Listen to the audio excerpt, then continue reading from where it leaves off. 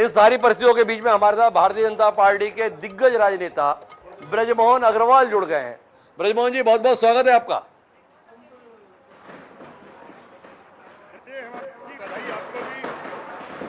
जी ब्रजमोहन जी, ये परिणाम जो आ रहे हैं इनको लेकर आप कितने हलाकान हैं? कैसे कैसे लोग चुनाव हार रहे हैं? दुख नहीं होता आपको? ऐसे ऐसे लोग भी चुनाव हार जाते हैं।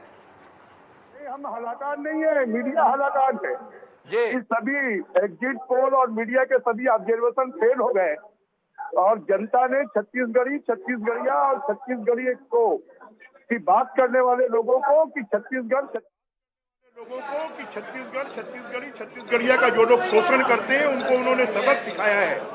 और भारतीय जनता पार्टी जो कहती थी उसको लोगों ने विश्वास किया और भारतीय जनता पार्टी को जिताने के लिए संकल्प लिया और उसको पूरा किया। एक बात बताइए ब्रजमोहन जी, आप तो बड़े अनुभवी राजनेता हैं, ये जो परिणाम आ रहा है ये परिणाम आपको परेशान नहीं कर रहा? 2 महीने पहले जिस प्रकार का आकलन था और अब जो नतीजा है, ऐसा बदलाव आकलन में और वास्तविक रुझान में क्यों आया है? देखिए, मैं तो पहले दिन से कहता था कि बीजेपी स्पष्ट बहुमत पर आएगी और स्पष्ट बहुमत पर आई है। जो रुझान जो जर्नलिस्ट हैं या मीडिया वाले हैं या सर्वे वाले हैं वो इसको भांप नहीं पा रहे थे। जनता में तो अंडर करंट बीजेपी के पक्ष में था और वही रिजल्ट आ रहा है। ब्रजमोहन जी, आप भारतीय जनता पार्टी के बड़े नेता हैं, आप जब भी बोलेंगे अपनी पार्टी के सत्ता में आने के संदर्भ में ही बोलेंगे। कांग्रेस भी 75 बार ही बोल रही थी।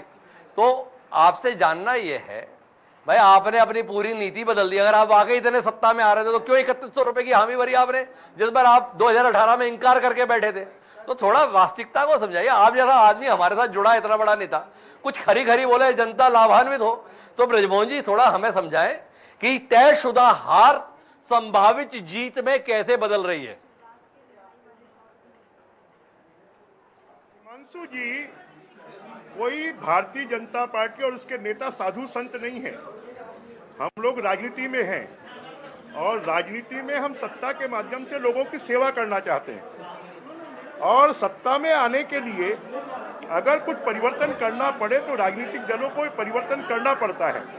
भारतीय जनता पार्टी ने कांग्रेस के खिलाफ में लगातार जो आंदोलन किए, चाहे वो भ्रष्टाचार के मुद्दे हो, पीएससी के भ्रष्टाचार का मुद्दा हो, शराब के भ्रष्टाचार का मुद्दा हो, रेत के भ्रष्टाचार का मुद्दा हो, डीएमएफ के भ्रष्टाचार का मुद्दा हो, यहाँ पर लगातार कानून व्यवस्था की स्थिति को लेकर महिलाओं के साथ में जो कुछ हो रहा है वह मुद्दा हो, इनको सबको लगातार पेनिट्रेट करते हुए और जब 3100 रुपए और 21 क्विंटल और एक मुश्त राशि का भुगतान और महिलाओं के लिए मातृवंदन योजना में 12,000 रुपए और इसके साथ में आप जो सिर्फ किसानों की बात कर रहे हैं तो मातृवंदन योजना जो 12,000 रुपए की योजना है उसने बहुत बड़ा काम किया है। 1.5 लाख रुपए जो लड़की पैदा होगी तो उसको दिया जाएगा, धान का पैसा एक मुश्त दिया जाएगा और 2 साल का बोनस दिया जाएगा। ये बहुत बड़े फैक्टर रहे हैं।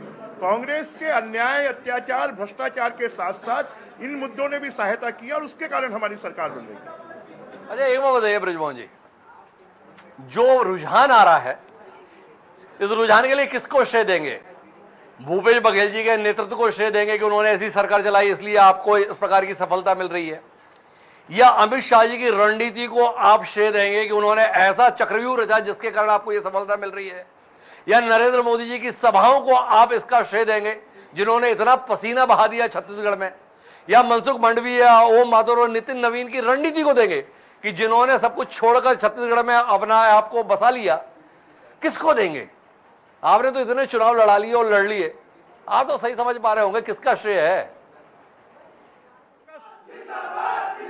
हम इसका श्रेय छत्तीसगढ़ की जनता को देंगे, बीजेपी के कार्यकर्ताओं को देंगे, मोदी जी के नेतृत्व को देंगे और अमित शाह जी की रणनीति को देंगे और नड्डा जी के मार्गदर्शन को देंगे और यहाँ पर उसको इम्प्लीमेंट करने के लिए हमारे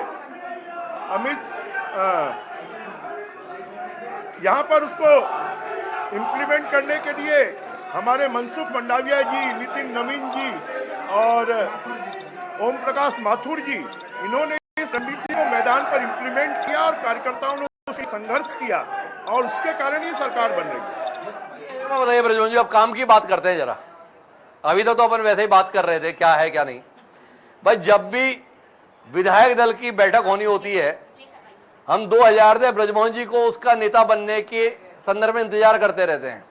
इस बार क्या उम्मीद कर रहे हैं, इस बार विधायक दल के नेता ब्रजमोहन जी होंगे कि नहीं होंगे? अब इसके बारे में तो हमारा केंद्रीय नेतृत्व बताएगा, शीर्ष नेतृत्व बताएगा।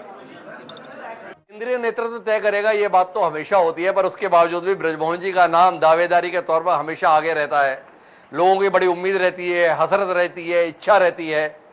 इस बार उम्मीद, हसरत, इच्छा या पूरी तरीके से जो नेतृत्व कहे